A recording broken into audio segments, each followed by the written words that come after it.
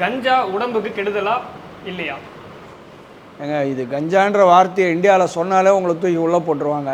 நம்ம அதெல்லாம் இது பண்ணுவோம். அமெரிக்காவில் போனீங்கன்னா கொக்கைன், மார்ஃபைன் இந்த மாதிரி சில ட்ரக்ஸ் எல்லாம் ட்ரக்ஸாக ட்ரீட் பண்ணுறாங்க. சில ஸ்டேட்ஸில் அமெரிக்காவில் it is allowed, but as a medicine, not as a intoxicant. பட் எனக்கு தெரிஞ்ச வரைக்கும் நான் நமக்கு அனுபவம் கிடையாது அதிகம்.